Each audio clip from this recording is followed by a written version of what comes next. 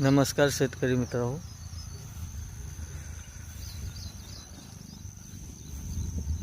स्वागत आहे आपलं तुमच्या आपल्या यूट्यूब चॅनलमध्ये, आपलं शेतकरी आपल्या जीवनमध्ये। हा बघा आपला शेवग्याचा प्लॉट। आपण याची छाटणी करून 15 दिवस पूर्ण झालेले आहेत।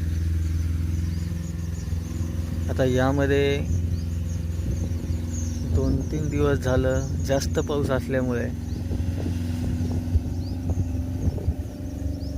काही ठिकाणी असं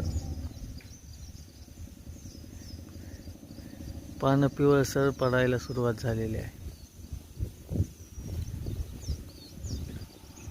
पानं पिवळसर पडण्याचं मुख्य कारण म्हणजे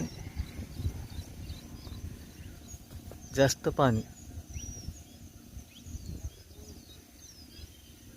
जास्त पाणी असलेल्या जमिनीमध्ये शेवगा हे पीक जास्त करून त्या पिकावर इफेक्ट होत असतो, त्या झाडावर इफेक्ट होत असतो। त्यामुळं शक्यतो ज्या जमिनीमध्ये पाणी थांबून राहत नाही अशा ठिकाणी शेवगा लावायचा आहे, किंवा त्या ठिकाणी आपल्याला आपला प्लॉट डेव्हलप करायचा आहे। हा बघा या ठिकाणी तुम्हाला दिसत असेल, सतत पाऊस सुरू असल्यामुळे आणि खाली पण चिखल असल्यामुळे हे असे पानं पिवळे पडायला सुरुवात झालेली आहे।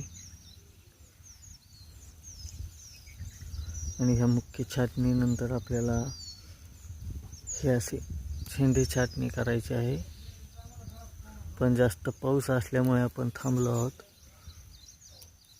आज आपण याची शेंडी छाटणी करणार आहोत आणि याच्या ब्रँचेस पण कमी करणार आहोत, कारण आपल्याला ठराविकच ब्रँचेस ठेवायचे आहेत।